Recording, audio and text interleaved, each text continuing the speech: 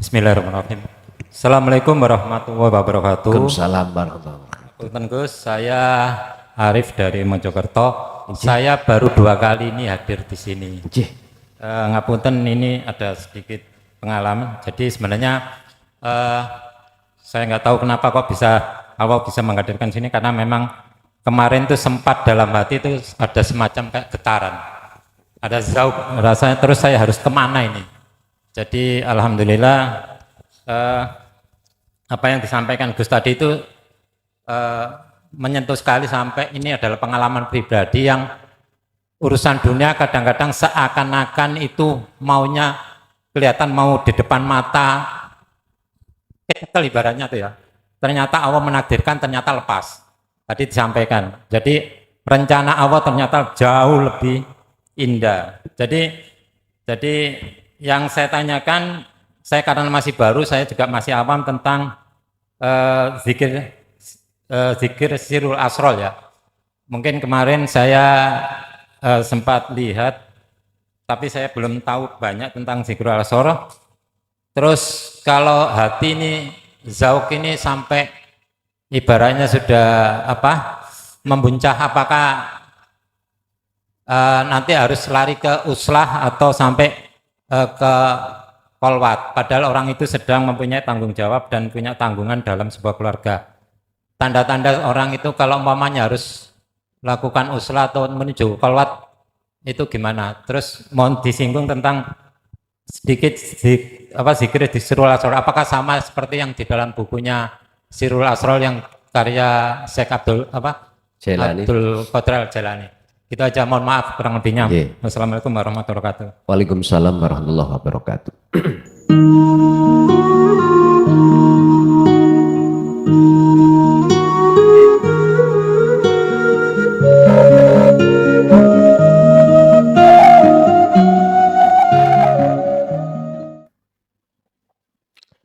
Bismillahirrahmanirrahim. Alhamdulillahilladzi anzalal kitaba bil haqqi basyiran wa nadhiran li futuhi qulubil mu'minina wal mu'minat wal muslimina wal muslimat. Asyhadu an la ilaha illallah wa asyhadu anna Muhammadan abduhu wa rasuluh. Allahumma salli wa sallim wa barik alaihi wa ala alihi wa ashabihi ajma'in, amma ba'd. Ya ayyuhal hadirun, wahai saudara-saudaraku, tatkala di dalam hatimu itu sudah ada satu keinginan untuk meninggalkan perkara-perkara selain Allah dalam rangka mendekat dan bertemu Allah yang sesuai dengan teladannya Rasulullah, maka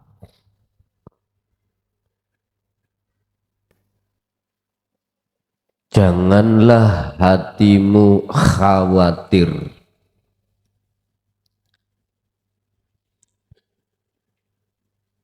dan merasa heran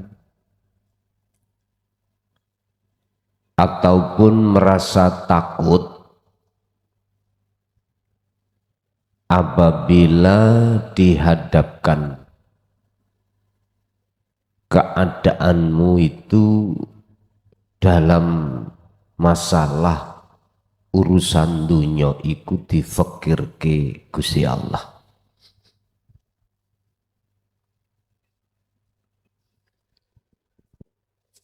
Tatkala itu betul-betul dihadapkan Allah pada dirimu, maka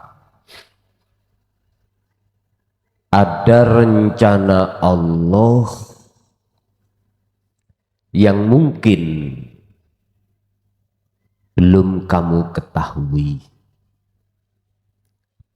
Apa rencana Allah? Pertama,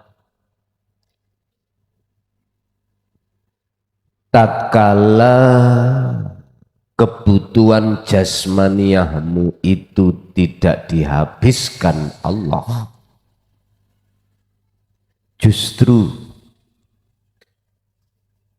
nafsu-nafsu di dalam dirimu itu berbangga diri dengan keadaan di mana keadaanmu itu tentang masalah duniawiyah berkecukupan bahkan bergelimpahan.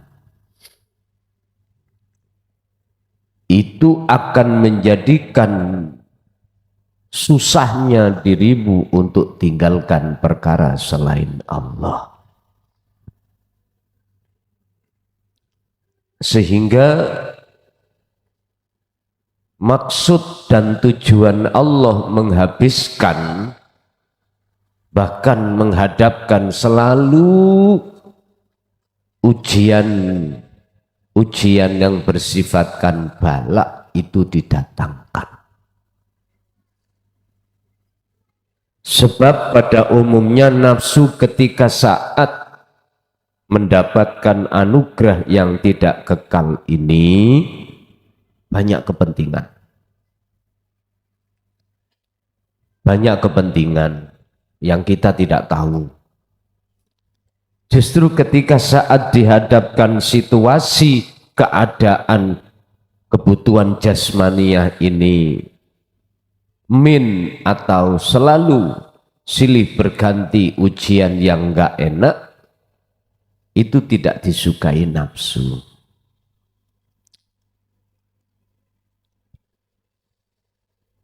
Itu satu. Nomor dua, maksud dan tujuan Allah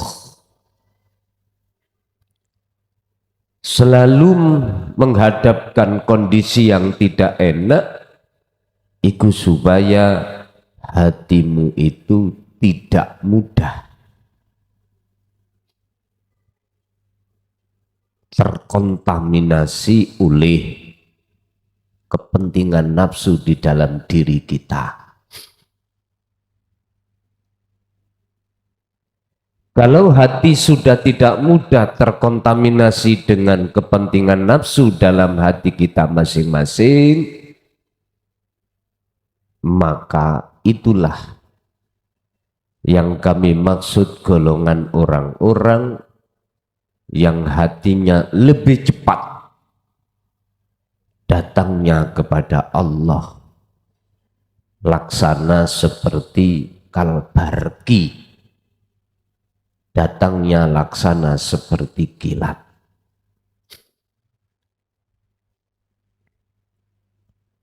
Oleh sebab itu, janganlah kau bersedih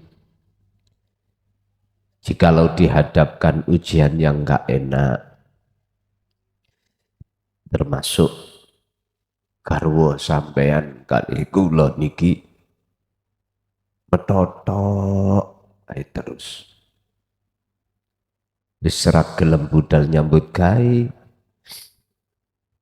kaya inggudo ae terus. Udah bersabarlah, karena Allah sengaja untuk menghabiskan cintamu terhadap makhluk berupa garwa kita supaya bisa belajar bercinta hanya pada Allah. Udahlah Pak, Bu, kan sudah dikatakan anugerah iku ono loro, kekalan tidak kekal. Bukan berarti kita fanatik mengutamakan anugerah yang kekal, terus kita melalaikan anugerah yang tidak kekal. Enggak. Ibu, Bapak, kula dulu itu juga salah satu pelaku memperdalam dan menghayati sekaligus mengamalkan tentang masalah ilmu sejati. walaupun ilmunya itu tidak maksimal, paling tidak pahamlah yang dimaksud manunggaling kawula Gusti ku ya apa. Ini versi apa yang kami terima, nggak bertolak belakang dengan hukum agama. Enggak. Entah generasi berikutnya itu bagaimana cara menyampaikan. Intinya ngeten. Pedoman tentang masalah inna lillahi wa inna ilaihi raji'un. Biye carane sampai kali kula bisa kembali kepada Allah, kepada Gusti Allah, kepada Pangeran. Kita tidak keluar dari maksud surat Al-Baqarah ayat 256. Ini sistem yang kami terima untuk bisa sampai pada satu tujuan. Terlebih dahulu apa semua penghalang yang menjadikan terlambatnya, bahkan tidak bisanya jiwa itu sampai ke Tuhan, itu harus dihanguskan. Makanya bahasa Qur'ani yakfur bitauhud. Ini proses meditasinya di situ. Lah, terus ketika saat mempraktekkan yakfur bitauhud, itu nggak pilih-pilih waktu, nggak pilih-pilih aktivitas. Enggak. Ini keterangan yang kami dapatkan dari romo saya. Sehingga di tengah-tengah ada rumor yang menyebutkan para pelaku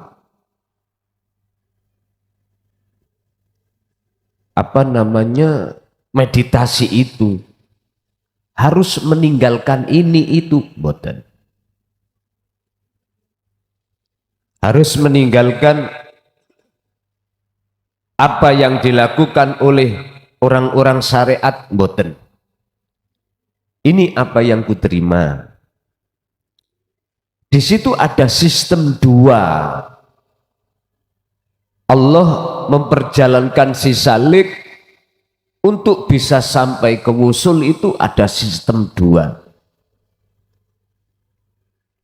Pertama, sistem di mana seseorang itu masih ada ikatan belum minan nas. Ini yang kami sebut sebagai pengamalan manunggaling kawula Gusti itu, baik di ibadah ghairu mahdoh, tidak murni, ataupun mahdoh, murni. Ini yang pada saat itu aku terima. Kalau generasi setelahnya itu beda, wallahu alam.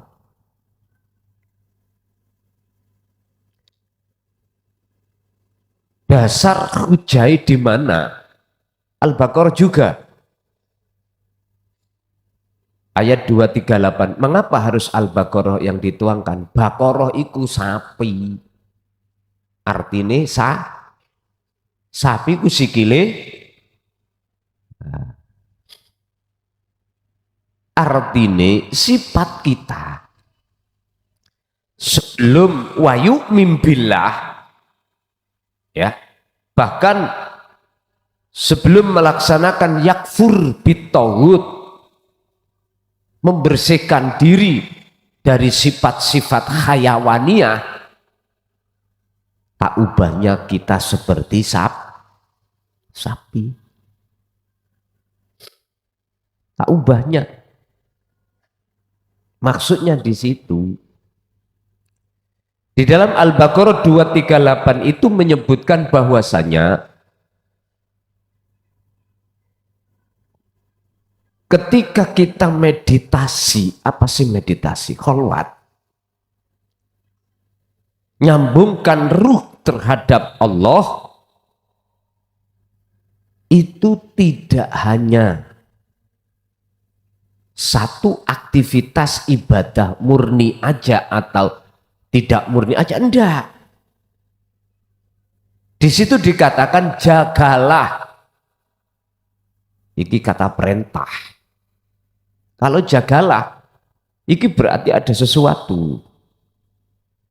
Kalau kita menerima perintah, itu ada sesuatu di balik itu semuanya. Kalau kita tidak mau menjalankan. Apa rahasia di dalam dibalik hafiduniku? Apa? Ngeten Pak. Jenengan kalau membiarkan istri suami jenengan keluyuran, apa keluyuran ini? Jadi pokoknya keluyuran, entah keluyuran shopping, entah keluyuran arisan, kalau jenengan biarkan mereka seperti itu, tidak sampean kiting terus, rentan selingkuh badan.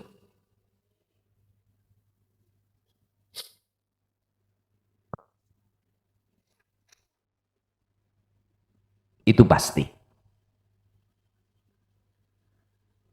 Artinya apa?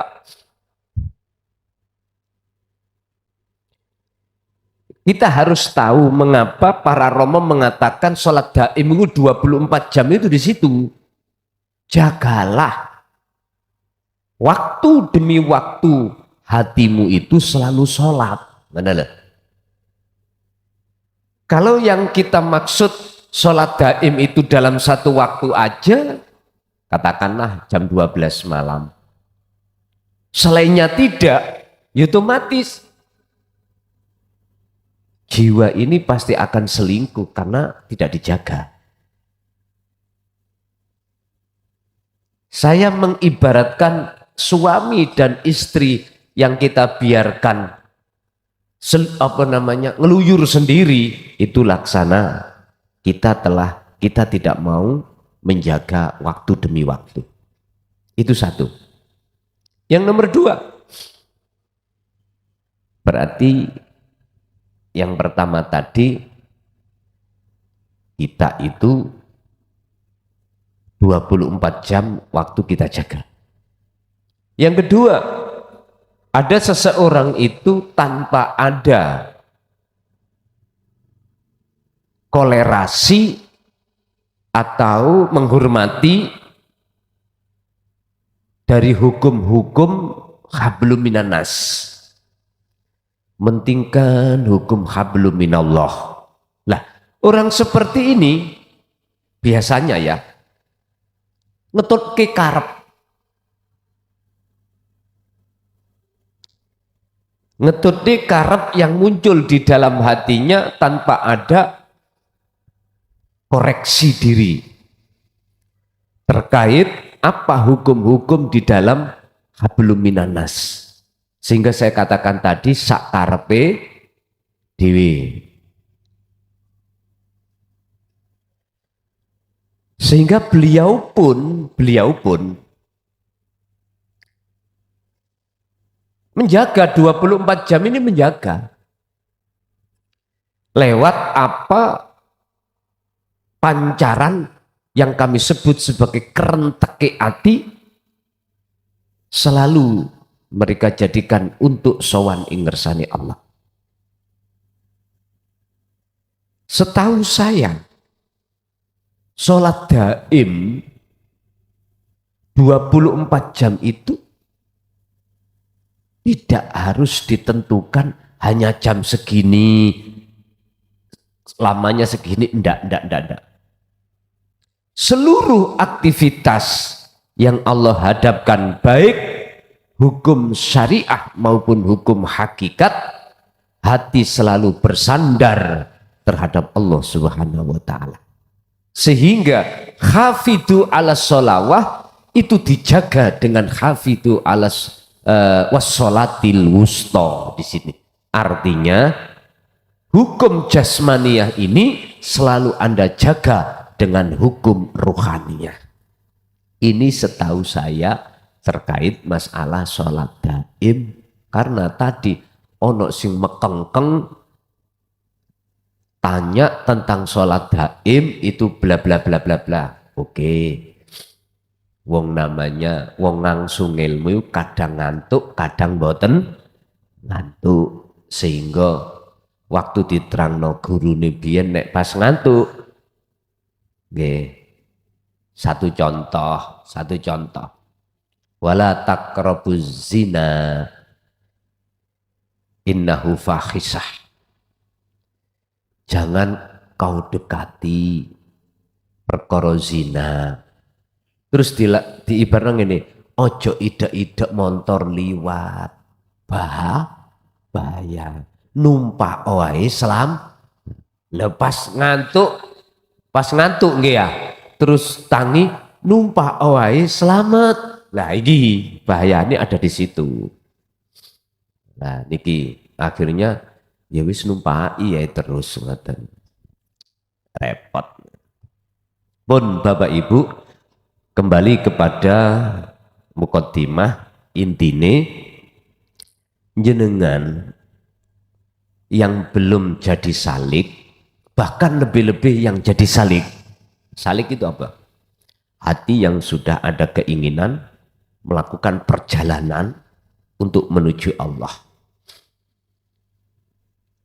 Tatkala dirimu dihadapkan takdir anugerah yang sifatnya tidak baik-baik saja alias tidak enak, ketahuilah itu maksud Allah menyelamatkan jiwamu dari kepentingan nafsu. Sebab nafsu iku mesti njaluk enak, keadaan jasmani tidak mau tidak enak. Sehingga dengan begitu kau sadar, maka nafsu itu akan melemah, menggoreng hatimu untuk tidak maju selangkah lagi kepada Allah. Jadi lemah. Itu cara Allah untuk mengkondisikan calon kekasihnya atau sengaja memang terhadap kekasihnya.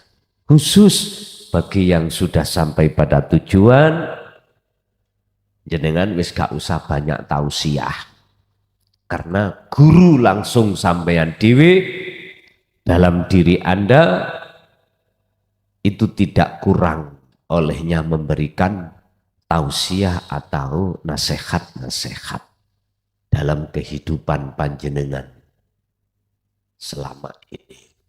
Pun berkenaan dengan hal itu, kita akan masuk pada fasol 187 kitab Hikam, menjelaskan tentang hari raya seorang salik. Hari raya seorang muridin, salik muridin sama. Tarkib definisinya adalah seseorang yang sudah mengadakan perjalanan dalam rangka menuju dan bertemu Allah. Beda ambek sing di luar kono. Kono iku kebanyakan iku ati kepingin ketemu saliyane Gusti Allah. Atau dalam kesimpulan, mereka masih suka menjalin hubungan cinta pada selain Allah, padahal sudah tahu semuanya itu akan hancur. Tapi panjenengan mengadakan hubungan cinta hanya sesuatu yang kekal. Bismillahirrahmanirrahim. Qala musannifu rahimahullah. Faslun utawi iki fasol iku yaumu idit tilmidi dinane riyayane murid. Pundi riyayane? Riya lak seneng ta Pak ya? Jajan kabeh do cepak, dulur-dulur sing enggak pernah datang wis tah kelambi sing gak tahu anyar. Kula biyen cilikan kula niku Pak ditukokno kelambi rupa soklat suwal dapak celana suwal kelambine pramukane kan sawane bengi ngoten tak keloni wong mbok ngomong ini kelambimu nek ambune gak enak digondol tikus wedi jadi sregep umbah-umbah ya nek anyar ngoten niku nek mau dikeloni mawon kok gak cepet-cepet ndang sekolah sih rek ngoten biyen niku sampak iso turu biyen padahal ya ora sandalan ngoten sawenang pun terus sabuke niku nyun sewu sampai ngerti sabuk apa jenenge rumput Jepang niku ditawaleni nek abah iku enak jadi pelapai gedang niku diwet dibelintir-belintir wis ike awet ngoten niku pungkasane kadang-kadang kayak gebuk ya anake dhewe ngerti pelapai gedang niku gewet ngoten mana yang dimaksud hari rayanya tilmid warudul faqoti utawi tekane kefikiran melarat nih fikir dalam hal dunia yang materi sandang pangan papan iki fikir jenengan selalu kurang bahkan kadang-kadang gak makan fikir yang non materi jenengan iki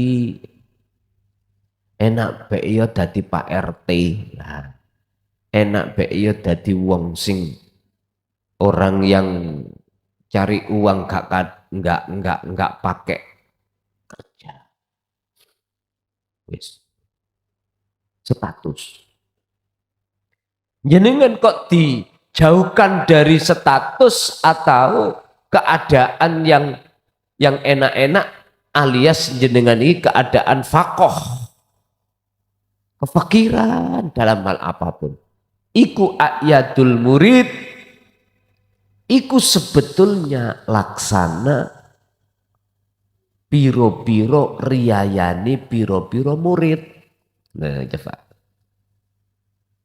kalau kita bicara yaumul aid hari raya iku mesti seneng identik hari raya itu dengan perkara-perkara yang seneng-seneng atau seneng. Loh, si murid iki dihadapkan Allah justru nyun sewu. Sebaliknya hari raya berarti apa? Umpama orang lain itu selalu kekurangan, murid iki dihadapkan selalu kemewahan, hati-hati. Iki posone murid. Poso iku soro. Ngrekso kepentingan nafsu sebab nafsu selalu bertengger di dalam segala perkara-perkara yang enak-enak saja. Ini lebih berat daripada ketika saat situasi yang gak enak. Makanya dikatakan ketika Anda dihadapkan Allah dalam situasi kefikiran itu sebetulnya hari raya. Tidak begitu rekoso menjaga hatimu dari kepentingan nafsu. Enggak patek rekoso, enggak patek mikir. Ini kan beda Pak sistemnya dengan golongan kita dulu waktu kita itu bercinta pada selain Allah. Beda. Dulu malah sebaliknya. Justru kita akan memilih poso terus hakikatnya. Ya remek cok. Poso terus awak gak iso lemu. Ngapunten ingkang kathah. Sampeyan tingali wong sing duwe lara kronis. Disawang gak ono sedepe balas kalau. Apa mana nek wis kejangkit diabetes, stroke. Bayuh. Wis disawang gak iso nyedepno, mlakune goyang-goyang.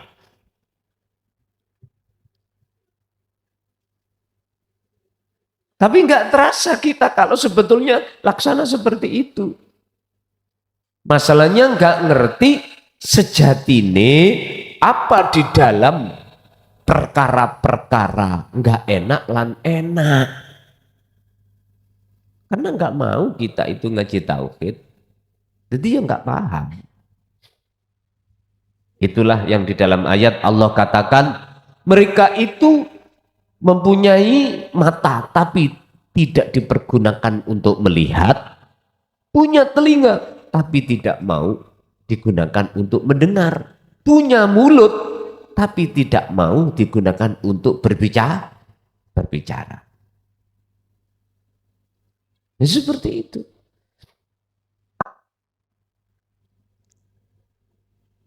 Maji'ul fakri utawi tekone kefakiran awil masyaqqati utawa kesusahan iku yaumu idil murid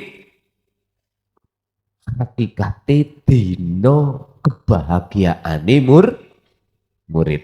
Ayo terima ning ngakal gak nyantol. Belas gak nyantol. Kok iso bojomu minggat kok seneng.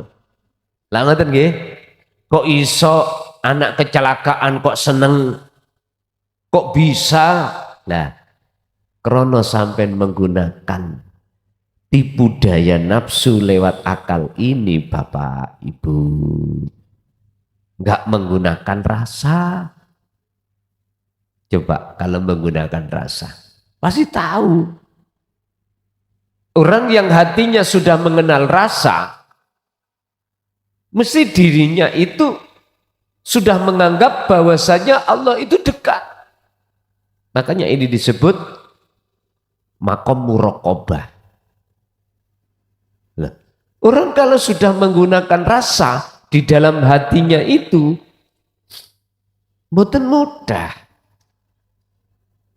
Hatinya itu terpengaruh dengan kepentingan nafsu sehingga jawabannya ya napa? Iya. Aku iki wayang laksana. Aku yo ora iso apa-apa. Kalau tidak diisokno sapa kuwi mau. Jadi ketika dia melakukan yakfur bitoghut, pembersihan rasa keakuan diri sebagai makhluk, inilah buahnya itu. Pertama, dia hatinya selalu terasa Allah dekat. Ini kalau di muraqabah. Jadi sehingga tidak mudah dia itu kena tipune nafsu di dalam diri. Sehingga beliau memakai rumus nrimo ing pantun. Itu yang disebut qanaah. Iya. Tapi mbek meneng ae kan. Dingen ya wis. Beda dengan saat waktu kita belum mengenal muraqabah atau tentang tatanan ilmu tauhid. Beda. Justru sebaliknya, menuntut nafsu di dalam jiwa kita untuk bagaimana caranya kebutuhan anugerah jasmaniah yang tidak kekal itu tidak hanya berkecukupan, bahkan bergelimpah. Hati-hati. Jangan mudah seneng terlebih dulu tatkala jenengan didongakno wong liya, muga-muga rezeki sampean iku barokah bergelimpahan. Hati-hati.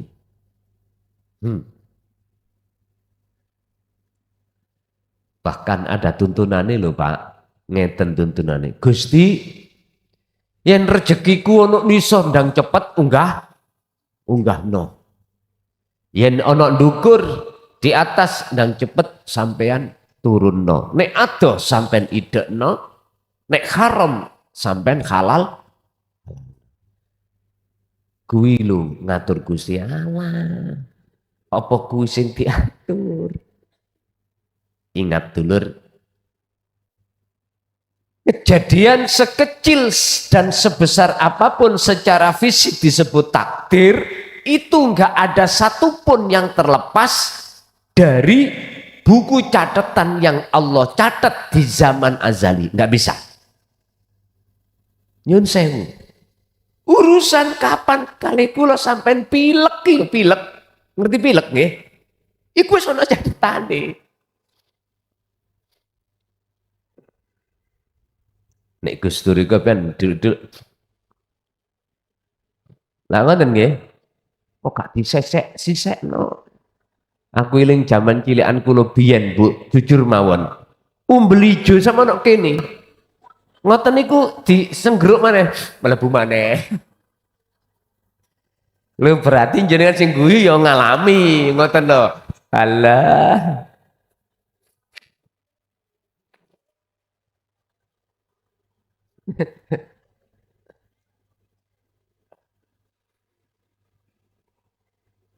Berkain biyen ora eneng tisu. Kadang-kadang nek wis gregeten ngeten ya.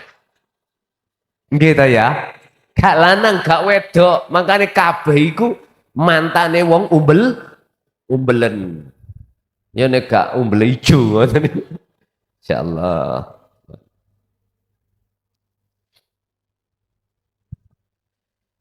Yaumu'idil murid, sing dimaksud murid di sini adalah alladzi yumarrinu nafsahu ala taqarrubi ilallah, yaiku wong sing padha mlaku nuju dalan melatih diri alat taqarrubi ilallah dalam rangka marek lan ketemu Gusti. Ini yang dimaksud sebagai murid. Sebagai murid. Ketika hal itu Allah hadapkan situasi yang bersifatkan fakir, idza asoba tatkalane ngenani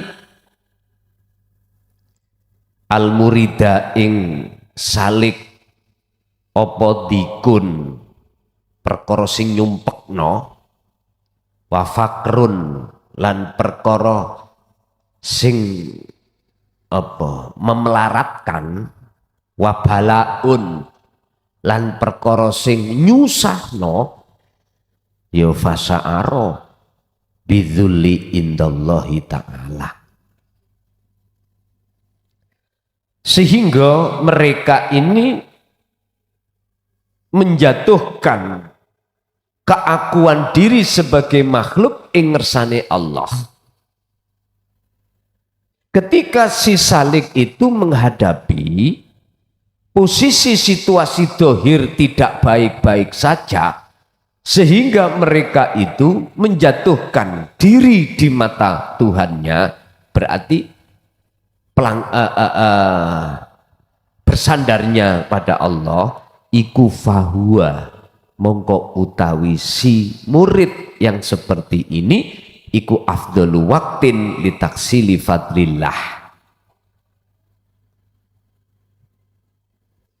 bersandarnya dirinya kepada Tuhannya di tengah-tengah jasad ngalami situasi yang gak enak, itu lebih baik.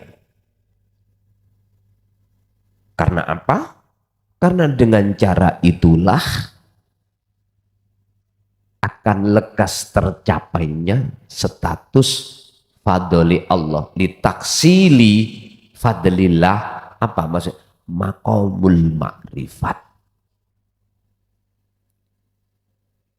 Berarti salah satu di antara untuk mempercepat kemakrifatan dirimu kepada Tuhanmu adalah ketika saat dihadapkan kondisi jasmani tidak enak, bersandarlah kepada Tuhanmu. Sa'ara bidulli indallah. Ini maksudnya bersandar. Terus caranya bagaimana? Ya rasa ning jero dadamu iku lho fungsekno. Yen sak temene bahwa sesungguhnya di dalam tentang masalah rupek, fikir, balak, ternyata di situ ada sang aktor, sang yang wujud yang berperan. Itu namanya bersandar. Itu namanya menjatuhkan kehambaan diri kita di mata Allah. Ini sesuatu yang lebih baik. Satu, untuk lekas tercapainya fadli Allah, yaitu maqam makrifat. Yang kedua, wa ta'jili bulughil maksudi bitakarrubi ilallah. Ketika jenengan proses takarrub iki kan pensucian diri dari segala sifat-sifat dan karakter yang ditimbulkan oleh nafsu yang sebetulnya itu bukan karakter jenengan. Hasud, sebetulnya ruh itu enggak punya karakter itu. Riya enggak punya. Takabur apalagi sebetulnya enggak ada. Oleh karena kita kedorong oleh karakter sifatnya nafsu, maka akhirnya ruh ini berkarakter seperti itu.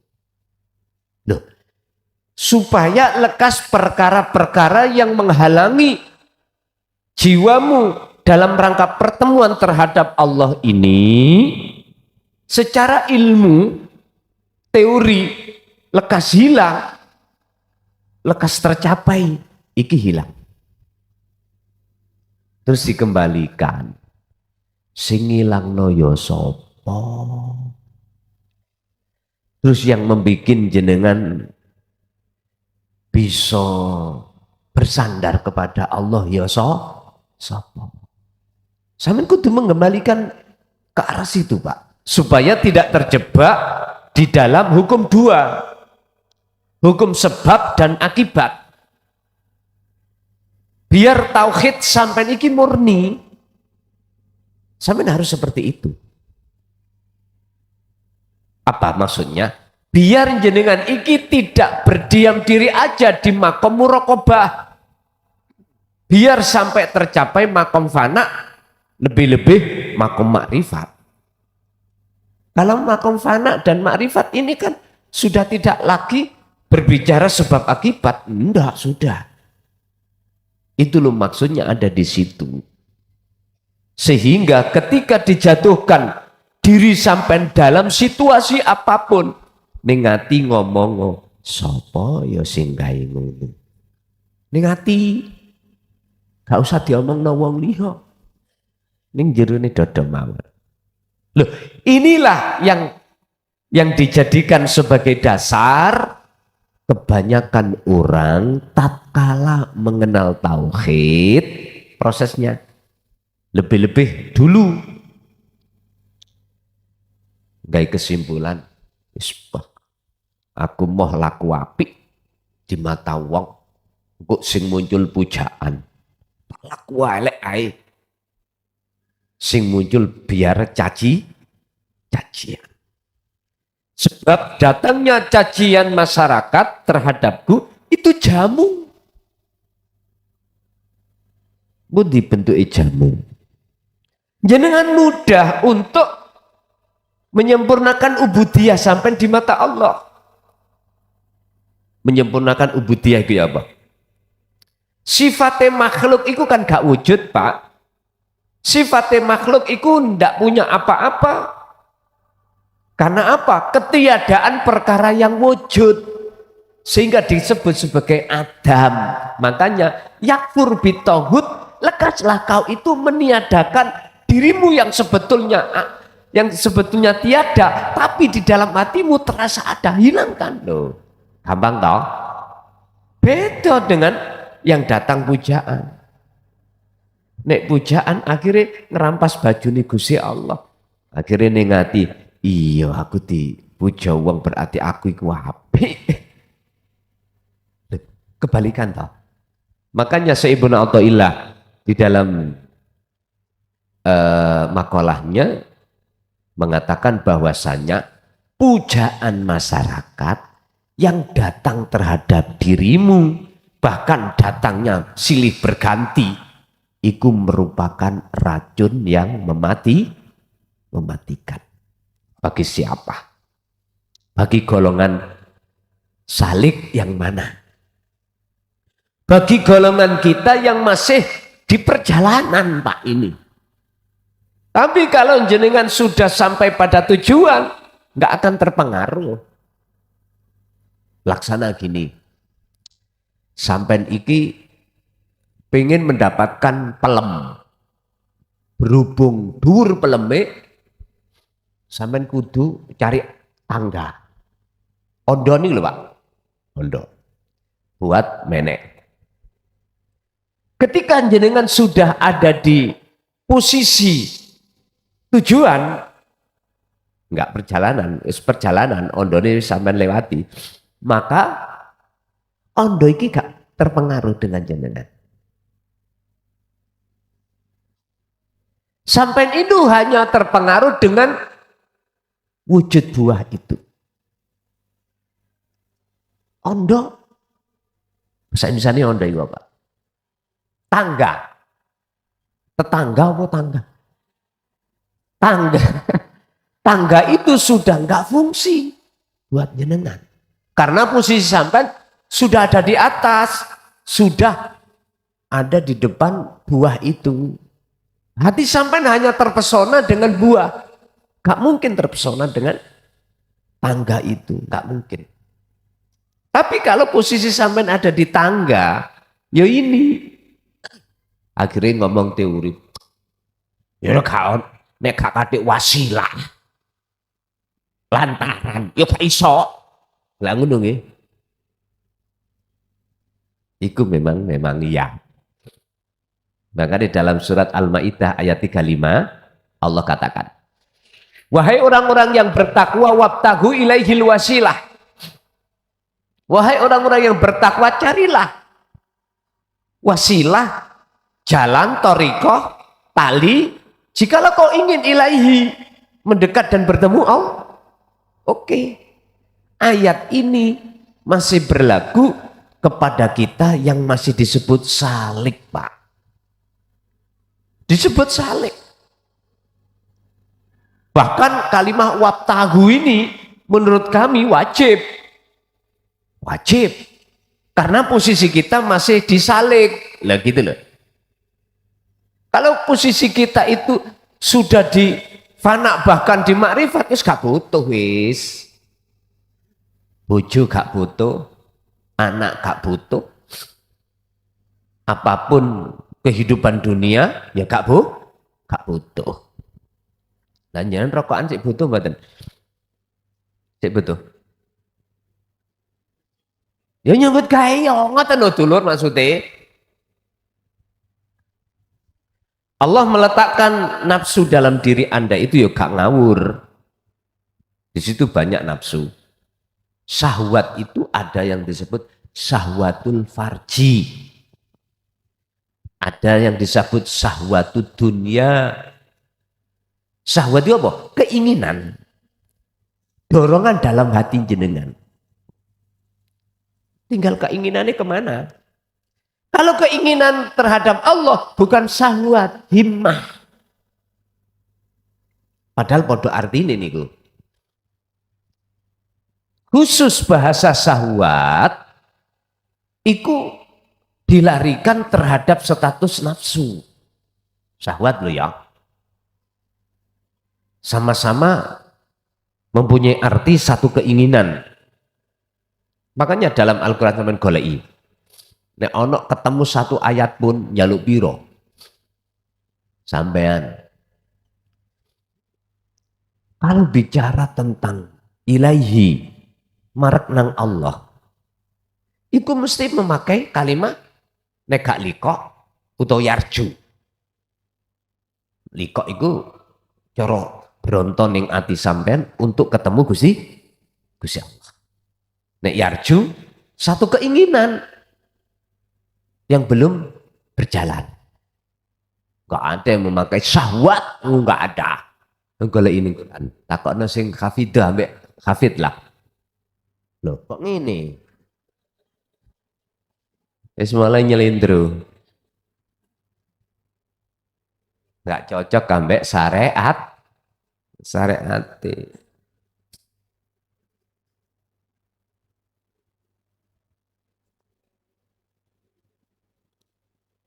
Loh, iki sing bener. Bon, lanjut.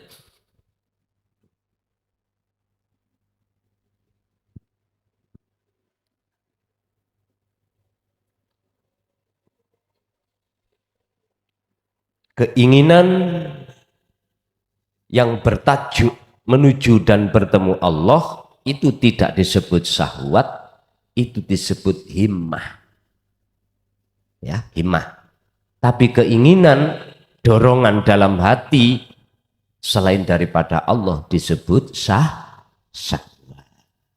Lah sekarang Gusti Allah menitipkan syahwat di dalam diri kita, maksudnya bukan sampai iku ben tersesat, ndak.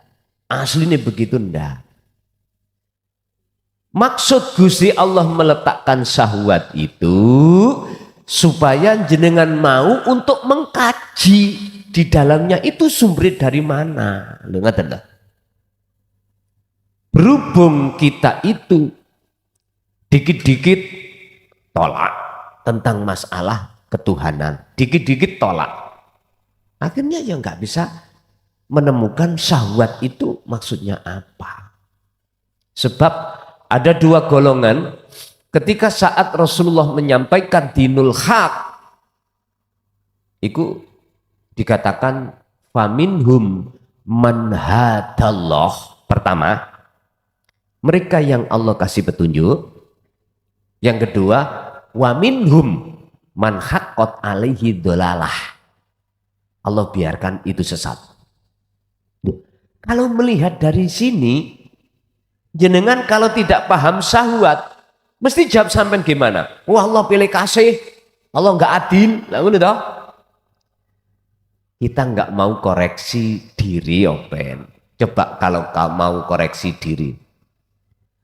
Olehnya Allah membiarkan sesat pada si B dan memberikan petunjuk pada si A, itu sebab kita itu yang B tadi tidak mau memperhatikan apa yang utusan Allah sampaikan. Apa isi di dalam ilmu tauhid yang membahas anugerah yang kekal. Enggak mau. Karena kita ketutupan ambek dengan anugerah yang tidak kekal ini, Pak. Yang kita anggap nyata, yang kita anggap menjanjikan, dan lain sebagainya. Ternyata nanti terasanya kalau kita itu sadar bahwasanya kita ditipu, hatta idza ja'athumus sa'ah, ketika datang satu waktu yang Allah tentukan. Apa? Baghdatan, kematian. Baru sadar hati kita, jiwa kita, Oh, aku itu ternyata selama ini ditipu oleh nafsuku. Ditipu oleh iblis. Nah, di situ kesadaran akan muncul. Ini kebanyakan. Oleh sebab itu, mengapa dihadirkan ajaran tauhid ini? Supaya Anda ini sadar sebelum kematian. Makanya mengapa Nabi Yunus itu mengatakan, Subhanaka inni kuntu minadh dhalimin. Ngaku dolim. Kalau hati jenengan ini sama-sama. Sudah kemasukan bahkan tenggelam di dalam bahrul tauhid pengamalannya. Mesti ini nanti, ya Allah tiba ya bukan biyen ya. Tuas jungkir. Ternyata masih ada penyakit di hatiku kepada Allah. Dan itu apa namanya? Ini kalau senggeruk nih ya.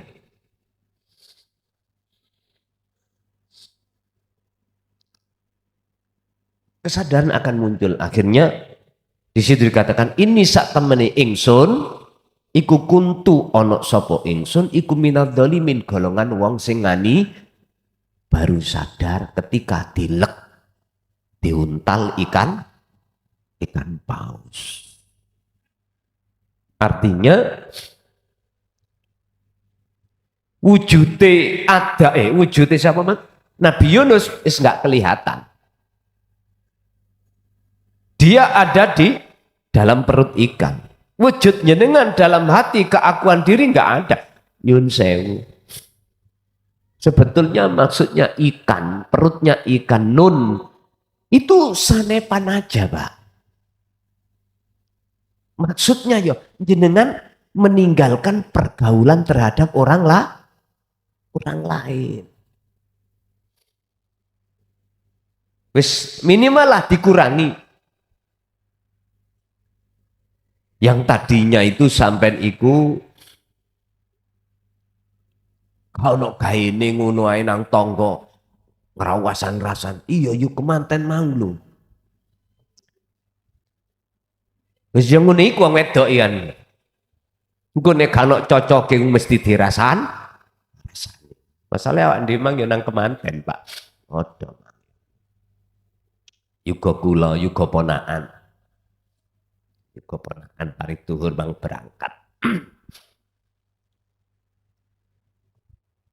Sifat karakter nafsu akan muncul. Nah disitulah butuhi tauhid itu untuk menyadarkan hati kita bahwasanya kita makhluk itu tidak bisa apa-apa karena memang sifat hakikat kita itu tidak ada. Dalam rangka apa? Kita selalu bersandar kepada Allah ketika di alam muraqabah dalam rangka ila fana ima siwallahi ta'ala. Krono arai kita menuju terhadap makom di mana makom itu disebut makom fana, yaitu makom selain Allah sudah tidak ada di dalam hatimu. Kama takodama kaya oleh kaya keterangan takodama kang wis dhisik apa ma fil hikmati sabiqati. Ing dalam hikmah kang wis tak terangke. Annahu ing setuhune ma'al fakri apa? Berkenaan dengan fakir iku la takhudu sahwatu fisaiin. Di dalam kefikiran itu nafsu itu tidak mudah untuk mau masuk di dalam situasi yang fakir. Justru nafsu itu suka yang kaya-kaya. Suka situasi mendorong situasi bagaimana fisik keadaan dohir sampai iku dohir baik-baik saja, dohir loh ya.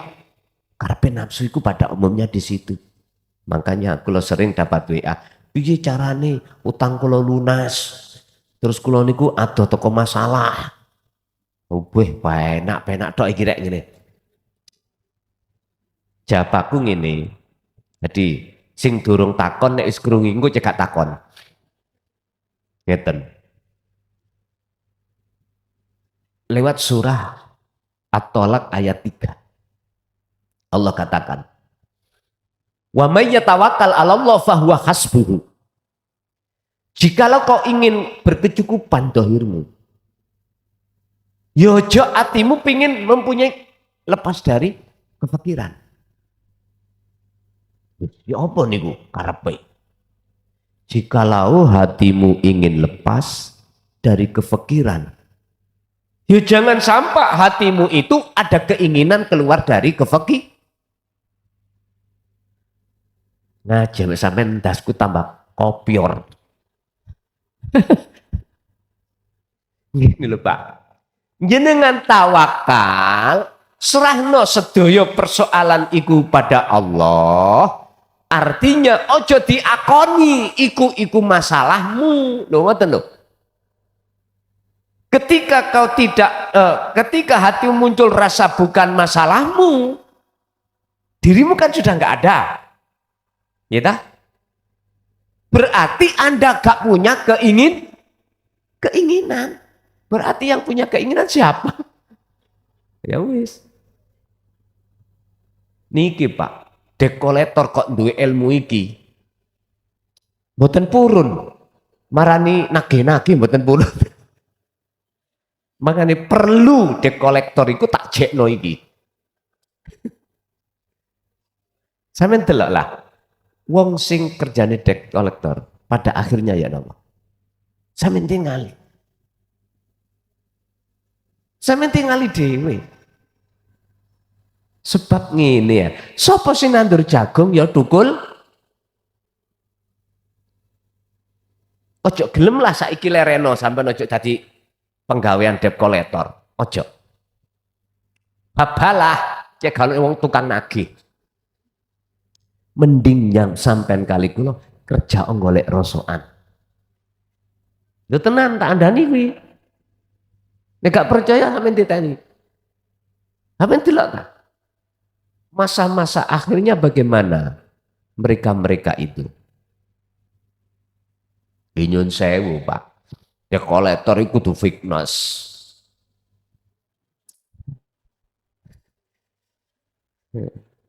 Gus yo cok ngono ketok kayak talsip ngono. Paribasa. Fitness untuk mengekarkan badan, di sawah iku serem, apa maneh ndase pipine dicoreti gambar Garuda apa ya apa. Sebab kula dhisik duwe kanca Pak ning LP niku. Ana wajahe arek kok celengan. Ngerti celengan? Mbok tato. Ndas-ndase iki ta ngarepe iku tato kabeh. Kula takoki. Loh dia ngaji tauhid waktu ning LP kan kula nggih walaupun secara rahasia nggih nyampekno. Tak takoki. Ta Mas, sampean koyo ngono iku yo napa dhisik niku? Kula frustasi. Bojo minggat. Anak niku nggih ngoten. Lah bojo sampean minggat sebabnya apa? Kula jualan SS. Ngerti SS? Mboten es tung lah ya. Ya wis sampean. Terus ning kono kula tergiur dengan hasilnya, akhirnya jadi masalah. Wong bojo kula niku nek ngarani ngeten, wong rojiun ngoten. Wong rojiun patuh dengan agama. Jadi nggih medal. Akhirnya nggih kula frustasi kula oh ngono. Terus saiki apa? Proses hukum syariat iku batal. Nek ana wong tatoan salat iku gak dadi lak ngono ta. Lapo kowe ngereken cocote wong iki. Lho kaya ngoten. Wis rungokno ae cocote Gusti Allah. Cocote Gusti Allah. Rungokno dawuhe Gusti Allah. Mohon maaf. Saiki apa bedane, Pak? Kasar sampai halus. Jenenge wong keplecuk, ngapunten Kang kathah. Dawi Gusti Allah bagaimana toh innama yataqabbalullahu minal muttaqin. Laku diterima gak diterima iku pelanggerane ning ati iki takwa apa ora. Ning ati iki condong nang Gusti Allah apa condong nang saliyane Gusti Allah. Ya iku pelanggerane. Ya mending sampean kali kula niki cara dohir wong nyawang orang lain melihat iku laku gak pantes, tapi isine ning dodo sampean iku condong nang Gusti daripada golongan orang-orang yang sibuk berani dohire tapi jerone ditinggal no bosok. Ya wis pilih. Oh ngoten nih. Nggih. Berarti kayak prinsip akhirnya. Bandino niku biasa kluyur nang jabane LP ngoten Pak. Kalau gawe ngono nang jabane LP rokok. Ya nang wong gak kena rokok. Gak diwane ya dijotosi lah ngono ah. Biasa toh nang LP kan ngoten. LP biasa. Duit rokok enggak? Blas enggak metu kamar. Metu-metu nek wayah cadongan teko. Ngerti cadongan? Ngerti cadongan? Mboten nggih, maklum gak tau mlebu. Cadongan iku Pak, jatah mangan isuk awan sore diteri petugas ngoten lho. Iku namine cadongan. Bukan cadangan loh. Bukan, itu namanya cadongan loh. Wah, epret paham itu.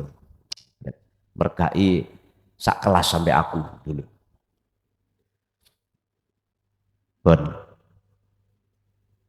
Berarti yang di monitor Allah itu lakune hati, bukan lakune jasmani.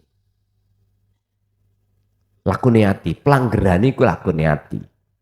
Lah becik lan orane lakune hati tergantung jenengan kali kula ini tawakal apa ndak. Bapak Ibu kembali kepada keterangan masalah sing njaluk donga, ya Allah apa dungane ben aku ndang keluar dari masalah utang. Wis lakonono dzikir sirul asr sir ambek sak sire, ojo ndek tujuan awakmu ben mentas utangi. Nek atimu iku mau sik ono kerentek untuk keluar dari masalah iku padha karo kuwi iku munu sama halnya kita itu telah memonitor ngatur Gusti Allah. Tadi modal sampean cukup siji. Wa may yatawakkal 'alallah fahuwa hasbuhu. Barang siapa yang betul-betul menyerahkan dirinya masalahnya kepada Allah fahuwa hasbuhu, maka Allah akan menyelesaikan masalah. Walaupun seperti itu etikanya ojo kok niati kuwi dzikir iku supaya metu teko masalah. Wis paham ya? Gak suwe-suwe kok.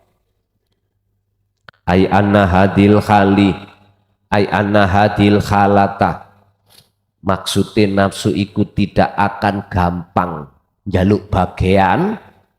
Anna hadihil khalata, tegese sak temene iki keadaan iku alamatun tondo ala dhafis syahawati, ing atase lemahe nafsu syahwat, kepentingan nafsu. Fayuqalu, maka itu disebut indu idul muridi, disebut sebagai hari rayanya murid. Lihudu isyahwati, krono wis lemai nafsu, wazawalil kibrilan ilange sifat-sifat yang ditimbulkan nafsu, yaitu sombong, ujub, riya, takabur.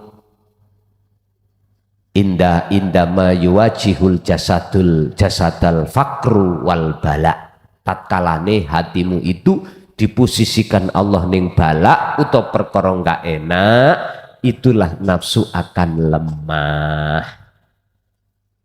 Dan ini Bapak Ibu nggak bisa hati kita menerima keadaan ini kecuali mereka yang betul-betul sudah memegang tentang tawakal. Al-khulasatu tawi ringkesan. La tadunu ojo gemampang nganggep sira anna nuzular rahmati ing sak temene tekane rahmat Allah. Pundi maksudnya rahmat? Makom makrifat. Iku innama hiya fi halatil usri fakot. Apabila sak temene utawi ma iku fi halatil usri fakot ing dalem apa keadaan jasad susah saja. Ndak. Artinya jangan kau menyangka bahwasanya datangnya rahmat itu jatuh pada keadaan susah tok. Ndak.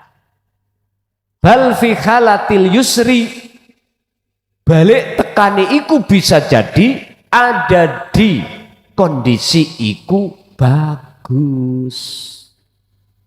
Lawane gak enak berarti enak utawi senang. Sebab apa? Aidon fakunu dalik iku min sa'nillah. Semua apapun yang Allah kehendaki iku atas dasar apa yang Allah kehendaki sendiri.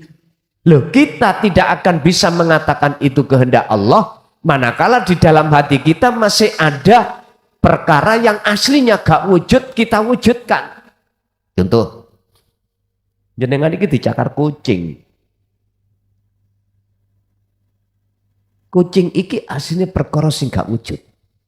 Berhubung kita wujudkan, justru wujud kucing itu menutupi hati kita pada Allah. Wis gak nyaman Pak hati, wis njogo asbak. Gawe nggih kok endi mang? Nggih. Sampai dicakar, kena titanus. Makanya wajar Pak Tani mateni tikus itu wajar. Karena apa? Karena Pak Tani itu belum bisa tawakal. Karena wujudnya Allah ketutupan ambek Adam, perkara sing asline gak wujud. Sehingga itulah yang menjadikan biang kerok kita mengatakan wujudnya perkara yang Adam, akhirnya tidak tahu kebenaran, mana yang hak dan mana yang batil kita tidak tahu. Bapak Ibu, wis nek di antara jenengan salik itu kok yoi sementara waktu nemoni perkara gak enak. Bahasa syariat jikalau jenengan lekas keluar dari perkara gak enak tawakalo. Serahno iku dateng Gusti Allah. Serahno. Berarti kata serah ngeten iki terutama masalah ditawagi utang lho. Gak melayu sampean. Ini sampean depi masih wong dok apa mah? Dok lekor iku mau sing akeh ekore gitu. Banyak. Ya sampean depi. Sampean jawab bae wis ta. Aku asline ya pengen iso nyau tapi gak ono terus ya apa. Wis sak karepmu wis. Aku kok polisekno monggo. Wis serahno. Kabeh tak serahno nang Gustiku.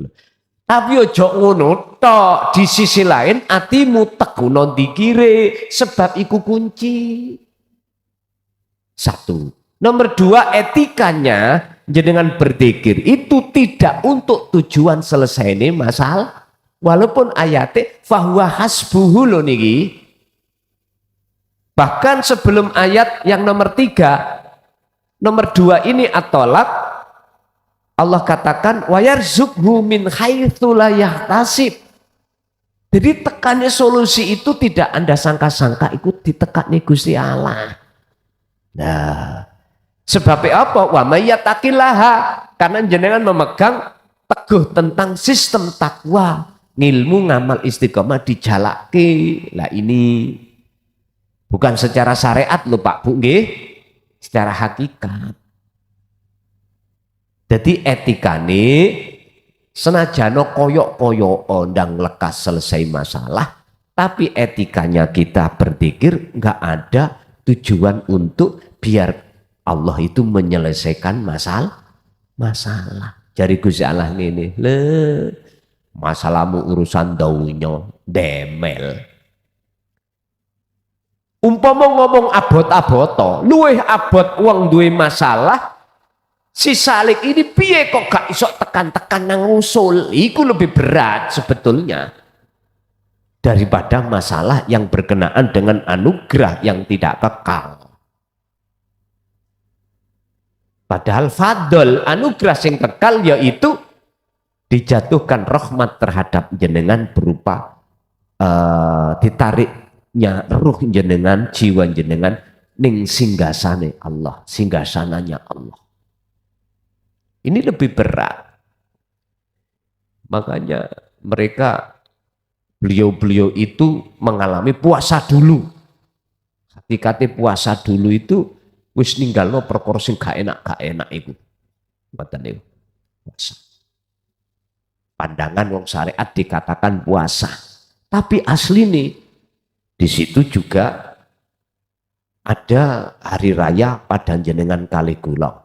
Dikatakan hari raya lebih mudah kita itu melemahkan nafsu dalam kondisi hati susah, dalam kondisi jasmani susah, mohon maaf, daripada kondisi jasmani iki serba kecukupan. Nggih. Enten sing panglet iki rong Sabtuan iki aku wis ora gelem sik dipaksa, ya wis tak budali lah wis. Idek masalah. Nggih. Ayo Bapak ada yang tanya, monggo. Menit. Assalamualaikum warahmatullahi wabarakatuh. Waalaikumsalam warahmatullahi wabarakatuh. Amit sewu nggih Gus. Semua makhluk hidup pasti mengalami kematian yang biasanya tidak tidur, yaitu nafas atau jantungnya Al-Quran.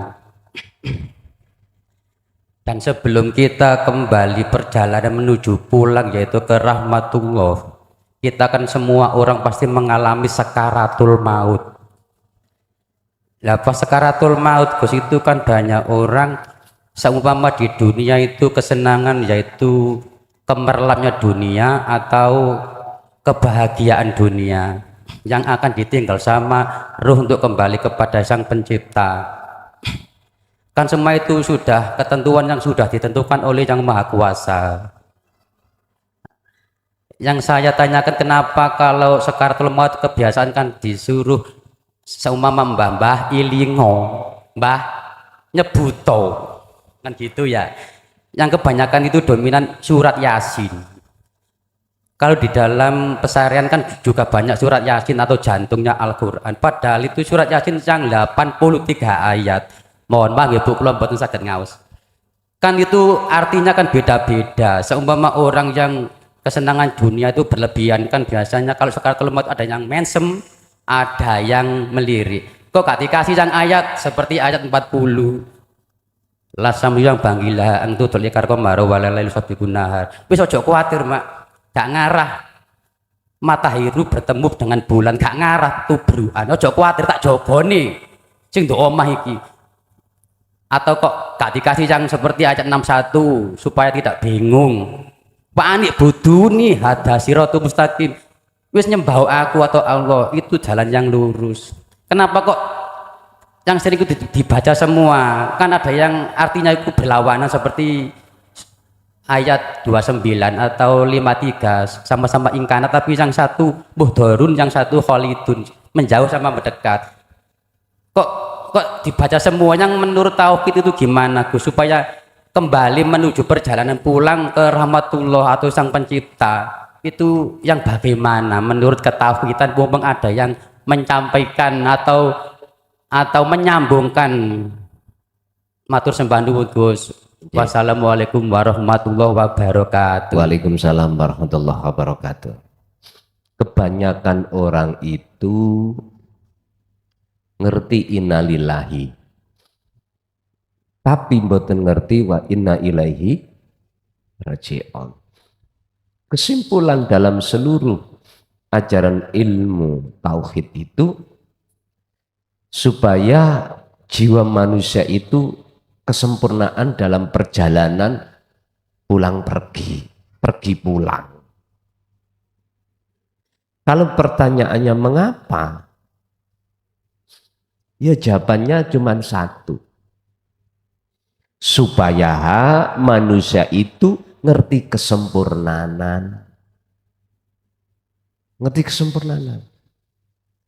Kalau seorang itu ngerti kesempurnaan, kesempurnaan itu ada di mana? Pada Allah tak?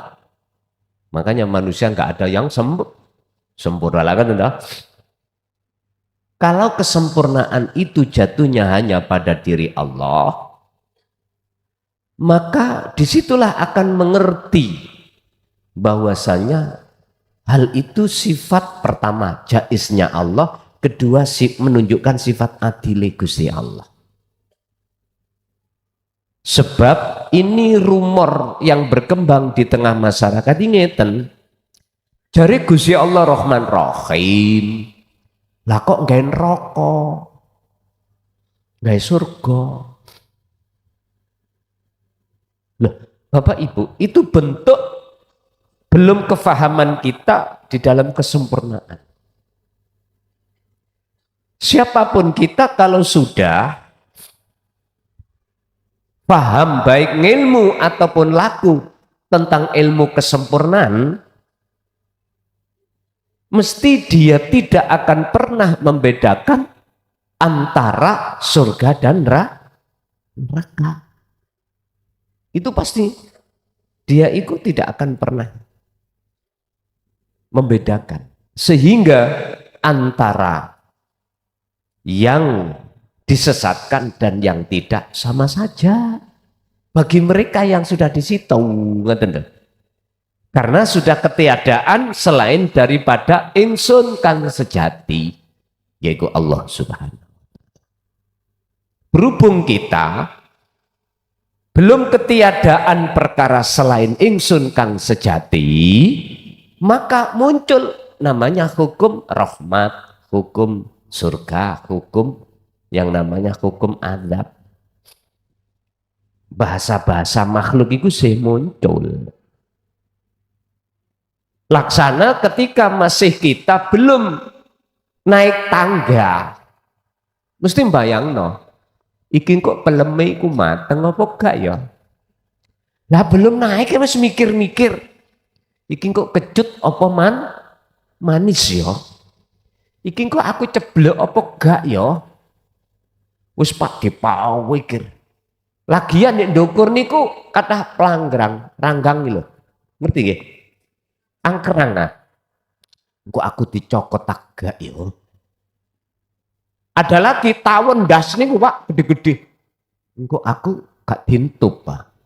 Nggih nek dientup kae enak. Wis gak ngerti ya melayu nih kok tutuk ngono gak ngerti. Loh, pikiran-pikiran semacam itu sebetulnya buah dari nafsu yang ada di dalam diri kita yang berupa wayasudduna an sabilillah. Tujuannya di situ supaya jenengan tidak lekas naik tangga itu. Padahal nek diterusno resiko apapun penghalang yang ada di depan kita yang kita takuti toh pada akhirnya netral. Jikalau hati sampean kali kula mandang Allah akhirin tupe tawon ya iku dadi tombo sampean stroke sing tadinya lho peredaran darah sing mboten jalan itu akhirnya ngoten termasuk pelanggrang niku akhirnya jenengan tetap mendapatkan pelem. Berarti jawabannya semua itu alasannya supaya manusia itu mau untuk mencapai kesempurnaan. Makanya tujuan meditasi di dalam ilmu sejati apa? Kesempurnaan. Atas kesadaran bahwasannya selain urip iku nggak ada. yang disebut adab. Makanya kita tasawuf pun dimawon jenenge apapun namanya. Saya memakai hikam niku kan jumhur ulama toh. Kebiasaan hikam itu diterapke bagi umat Islam kalau sudah bicara tentang tasawuf kebanyakan itu pakai kitab hikam. Tapi bukan berarti nggak ada kitab yang lainnya yang bernafaskan tasawuf atau ilmu sejati. Enggak. Nah itu ada lagi kitab Sirul Asror. Ya tak baca. Tapi 4 bulan 1 kali.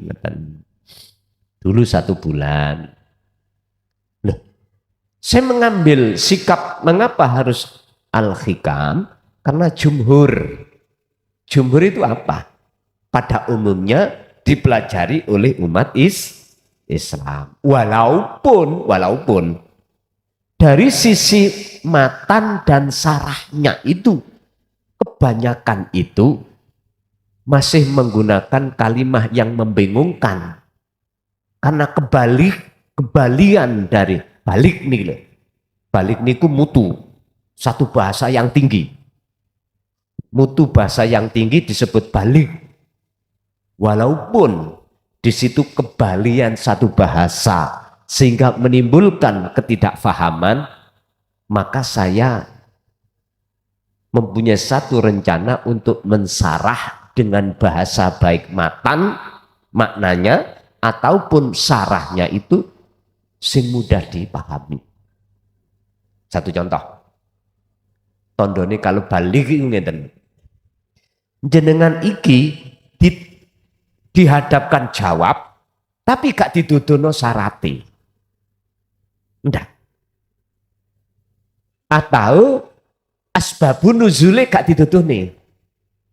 Langsung jawabannya. Contoh.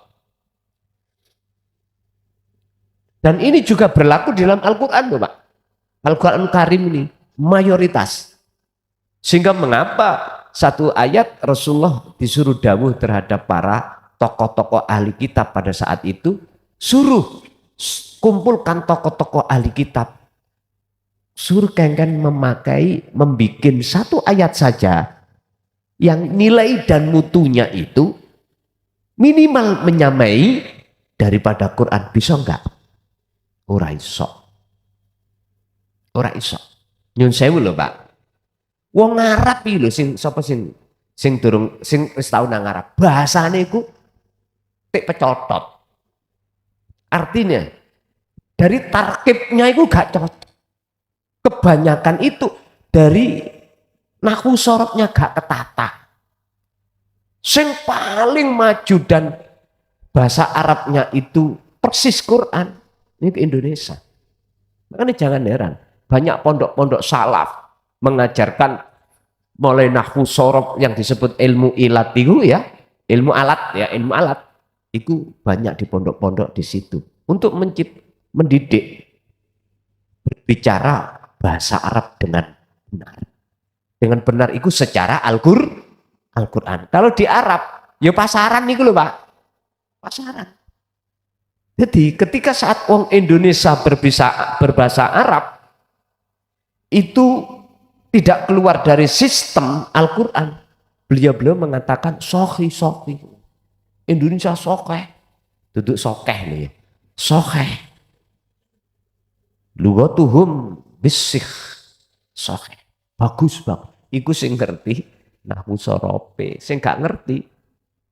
Tapi nggih angel. Gampangan kono pasaran. Wis. Bapak Ibu hadirin rahimakumullah. Jadi tujuan Allah apa yang jenengan tanyakan tadi semata-mata cuma satu, untuk menyempurnakan akhlak manusia. Biar tahu kesempurnaan itu di mana. Sehingga kalau sudah tahu kesempurnaan, tidak mungkin jenengan akan menuduh Allah itu tidak adil. Gak mungkin. Mboten mungkin. Justru sifat adilnya Allah terletak di situ. Akhirnya diurai. Apa wong kepahitan ya sebabnya ya ngombe pahit. Apa lambene kok ireng, wong wedok kok abang, sebab wong lanang rokokan, gak tahu bibiran. Ya ngono iku. Akhirnya ketemunya ada di situ. Oke, lanjut.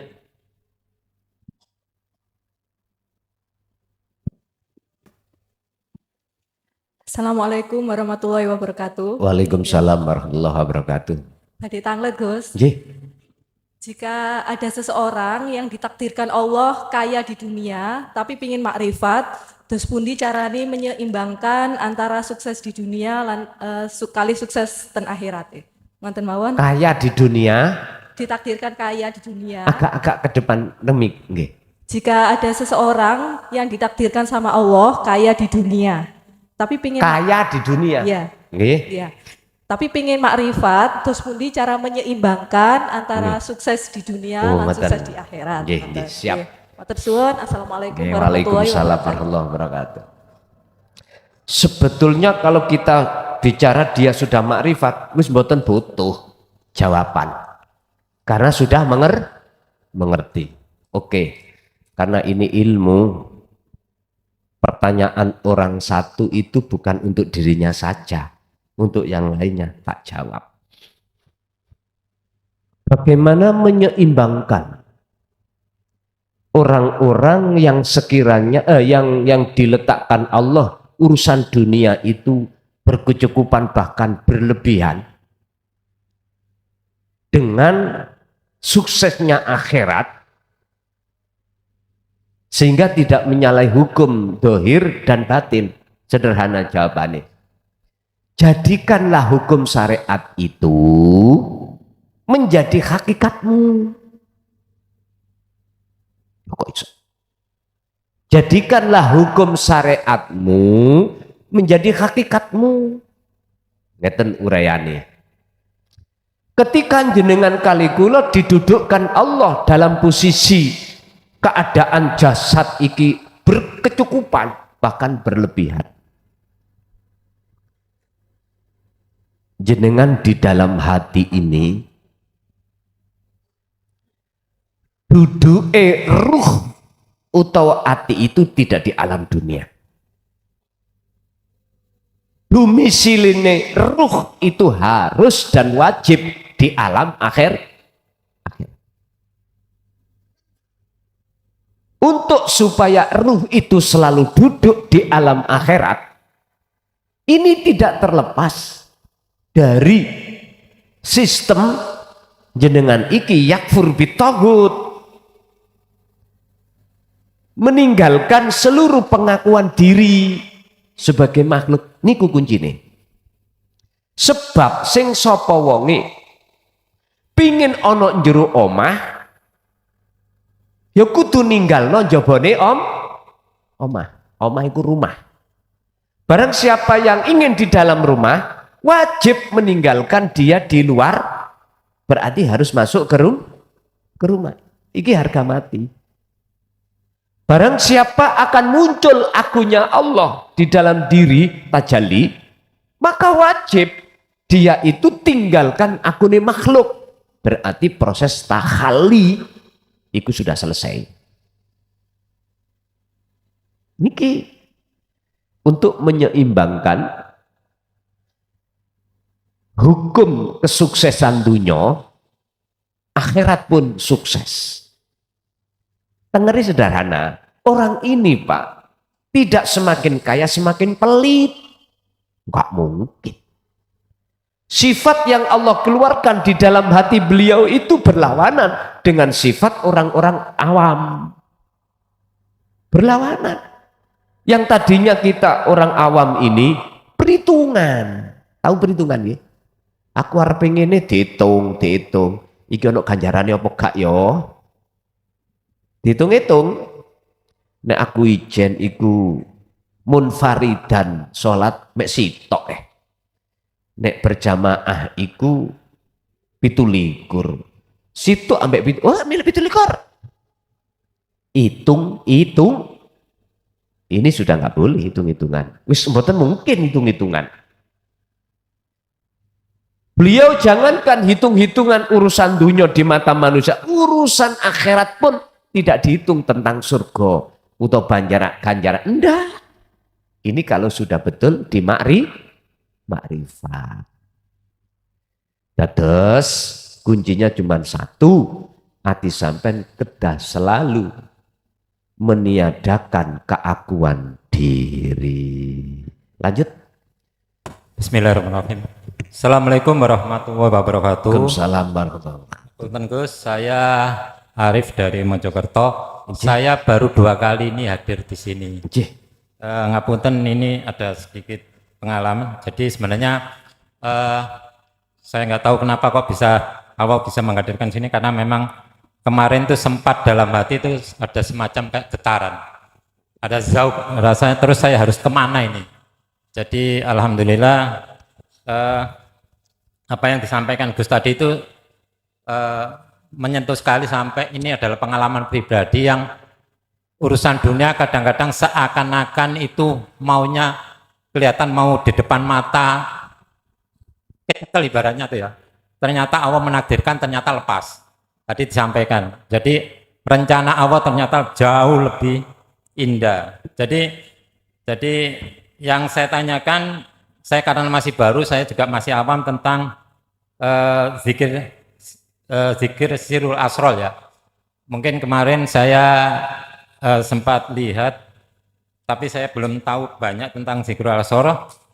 Terus kalau hati ini, zauk ini sampai ibaratnya sudah membuncah, apakah nanti harus lari ke uslah atau sampai ke kolwat, padahal orang itu sedang mempunyai tanggung jawab dan punya tanggungan dalam sebuah keluarga. Tanda-tanda orang itu kalau umpamanya harus lakukan uslah atau menuju kolwat itu gimana? Terus mohon disinggung tentang sedikit zikir di Sirul Asrol, apakah sama seperti yang di dalam bukunya Sirul Asrol yang karya Syekh Abdul Qadir Jailani. Itu aja, mohon maaf kurang lebihnya. Wassalamualaikum warahmatullahi wabarakatuh. Waalaikumsalam warahmatullahi wabarakatuh. Kholwat iku hukumnya wajib bagi seseorang yang hatinya ada keinginan bertemu Allah. Wajib. Dan kholwat itu jangan hanya diterjemahkan secara fisik, tinggalkan urusan dunia. Kholwat itu bisa dilakukan di tengah-tengah jenengan kerja. Coba, ayo kita kembali pada definisi kholwat. Apa sih?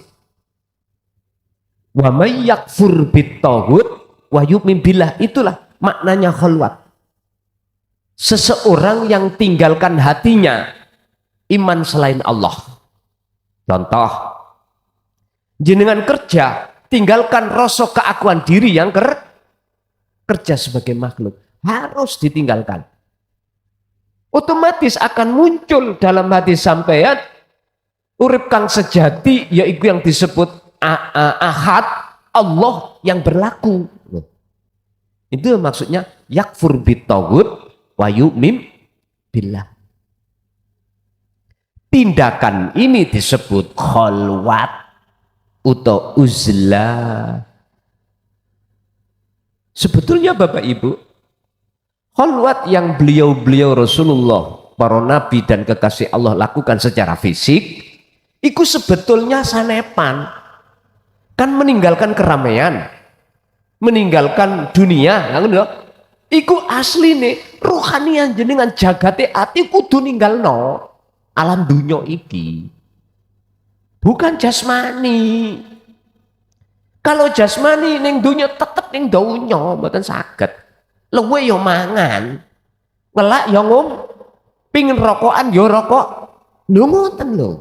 Cuman yang dimaksud uzlah itu adalah perpindahan ruh atau jiwa dari alam dunia menuju alam akhir. Inilah teladan Kanjeng Nabi, liman kana yarjullaha wal yaumal akhir. Kamu harus pindah dari alam dunia ke alam akhirat. Kuncinya apa? Wa dzakarallaha katsiran. Jadi dalam ayat Al-Ahzab ayat 21 ada 3 poin sebagai teladani Kanjeng Nabi. Pertama, liman kana yarjullaha, hati harus ada keinginan bertemu Allah. Caranya untuk bertemu isoi hati ada kerentek lanti kerentek nih Allah untuk bertemu ya kudu ana rasa rindu. Ora enak rasa rindu, tidak ada rasa rindu, gak mungkin. Jenengan isoi muncul rasa rindu iku diajarno, ditaklimno tentang masalah bagaimana sih wujudnya Allah iku, sifatnya iku Allah bagaimana sih. Akhirnya jenengan diajarno ilmu niki, akhirnya hati kesensem, barulah Allah ngerentekno hati sampai kali kulo berkeinginan, itu namanya himmah. Dalam rangka kemana? Yarjullaha, yarju, kehendak, keinginan, himmah, Allah rahmat, ketemu Allah. Ya maka ma'rifat di mana wal yaumil akhirah, ya mlebu alam akhirat. Jadi pun salah paham jenengan, selama ini saya katakan khalwat itu sebetulnya tidak harus fisik itu sudah lepas dari hubungan tapi orang yang melakukan tindakan pelepasan jasmani ini dari keramaian dunia kata salah no.